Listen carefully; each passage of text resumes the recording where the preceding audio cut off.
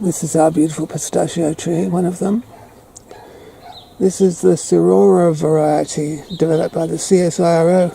When SIRO, the variety Sirora is spelled SIRORA. I wonder if the name was invented by the CSIRO itself, because Sirora is a bit like CSIRO, the spelling I mean. Anyway, Sirora, they're a bit, they're suited to Australian conditions. They've got a lower chilling requirement apparently, but we have quite heavy frosts here anyway.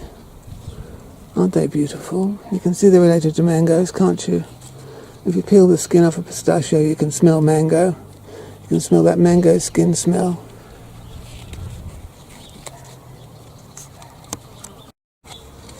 We have heavy clay here. We have heavy clay, but these are grown on a terebinthus, Pistachio terebinthus, or Pistachio atlantica rootstock. I think these are terebinthus, the rootstock. These Australian ones grown for Australian conditions, Sirora, are beautiful when they're green. They're like avocados when they're green. Just before they ripen fully, they're green and milky. So beautiful. Green and milky.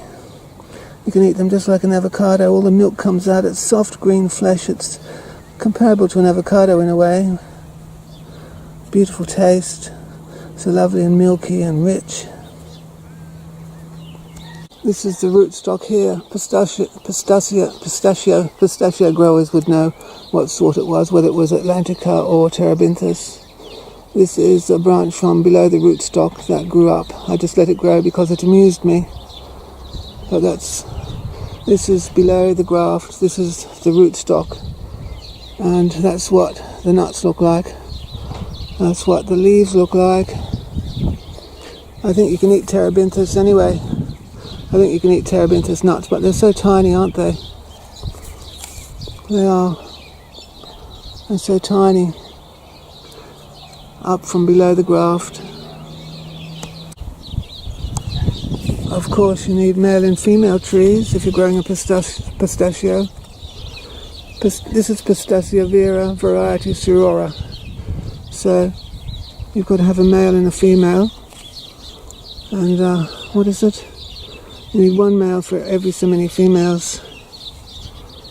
And you've got to watch out for cockatoos, of course. Cockatoos like them. Cockatoos like them. Beautiful nut this, whether you eat it dry or milky like an avocado.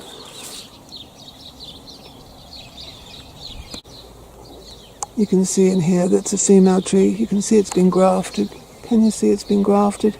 It's grafted. It was grafted. This tree is about 30 years old, and we have a very heavy clay. Very heavy clay. But it does well. Of course, if you want the meats to fill out in the nuts, you've got to give it extra water and make sure it's got plenty of water in the summertime. Of course, they're extremely drought-hardy trees, but if you want nuts that fill out well, you're going to have to make sure it's getting enough water. You might have to give it extra water. Doesn't seem to have so many nuts on it this year, but we had a very dry winter, so you can expect it to not be quite so successful if there's a drought on.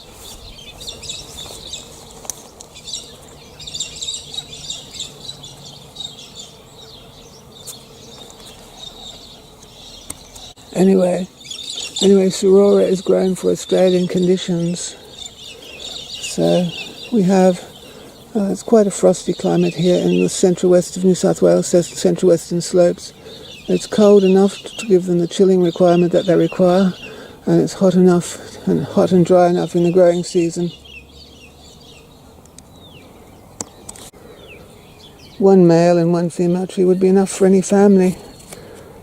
Of course, if you had one male tree, you could have half a dozen female trees, and you could have nuts enough to last you all year round.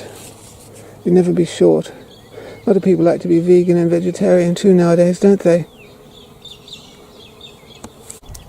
One tree for one person. I mean, this tree's got more nuts than I would eat in a whole year, hasn't it, really? More nuts than one person would need, really, overall. If you just make sure you have a handful of trees for a family, you could feed your whole family. In an Australian backyard, you could. All the nut protein you wanted.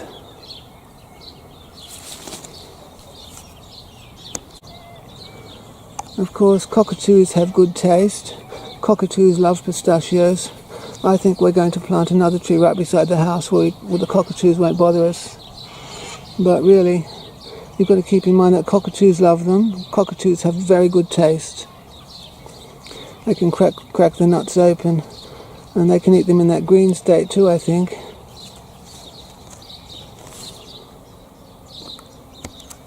I'm not absolutely sure, but I have a suspicion that Pistachio terebinthus can pollinate. I've got a suspicion it can pollinate Pistachio vera. I don't know. I'm not a botanist, but I have this suspicion. Look what I've discovered. There's one that must have come up from a seed, a Pistachio vera. Look, because they were grafted, they can't be from below the graft, so it must have come up from a seed. Look. That's a Pistachio vera, look. It's definitely a Pistachio vera. So, that's interesting. Could be a whole new variety, couldn't it? There's a couple like that. Of course, there are all these young Pistachio terebinthus coming up from seeds everywhere. They could all be dug up and they could all be grafted with Pistachio vera on top, couldn't they? They could. There's so many of them, all just coming up from seeds. They are. This is the male tree just here. It's still alive. I've been very naughty though, I let it grow up from below the graft, just to amuse me. The male tree is definitely alive.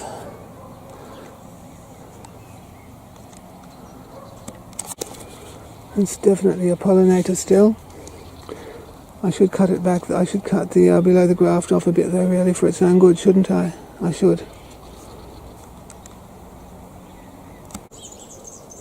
So you can see I've been quite neglectful of these trees. Well, they thrive on neglect, really. I mean, they're just so fabulously drought resistant, and Australia is so hot and dry that you don't really have to do anything. All you have to do is pick them and eat them when you're ready. Look at that beautiful rosy blush. Look at that gorgeous blush.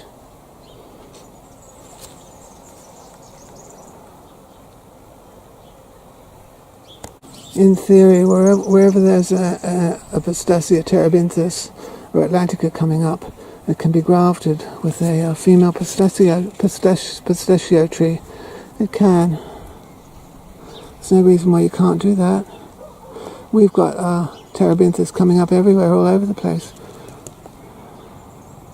This is a weed, a little weed tree. You may as well turn the weed into profit, I suppose, if you want lots of nuts. Look at those little wee mangoes. Related to mangoes, related to cashew nuts too, I think. Eating them when they become like when they become green and milky. It's becoming very popular now. Starting to catch on. These won't be ripe for quite some time, for some weeks, yet a month or so, I think. Actually, we don't even need a male pollinator because there's a pistachio orchard down the road, a whole orchard of them. So all the pollen must blow over this way, I think. They've got hundreds of pistachio trees, so the pollen must blow over our way anyway.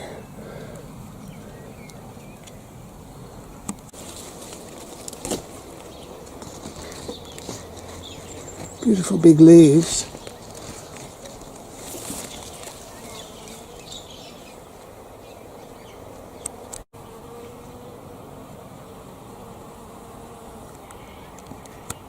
What's that bee doing? Is he getting some turpentine out of the leaves? What's he doing? What's she doing? Is she getting some sap out of the pistachio? I'm not used to saying pistachio, you can tell. Look at that. What are you after exactly?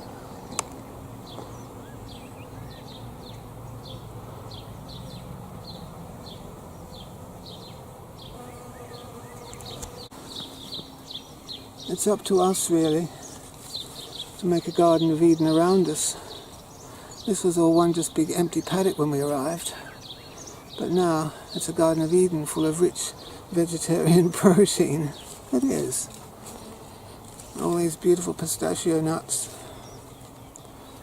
I think I should grow another one outside my bedroom window so I can keep an eye on the cockatoos. Selfie time.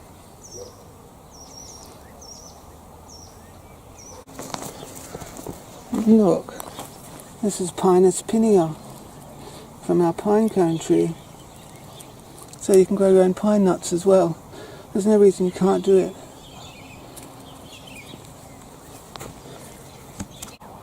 See, there's the Pinus pinea, the stone pine that I grew from a seed. I grew it from a seed. Look, you can do it too. You can grow your own pine nuts, you can grow your own pistachio nuts. It's all within your grasp. It's all possible. It's all possible. It's time for you to grow your own pistachio nuts. These are Sirora, as I said. They're slightly smaller than the Kerman variety that you get from California. They're not Kerman, these are Sirora. They're a little bit smaller, but they have a fine flavour, nice colour, and they split nicely, I think. Some pistachios, you break your fingernails, don't you? You can, if they don't open nicely. Sirora have a very good flavour, quite frost hardy, quite drought resistant.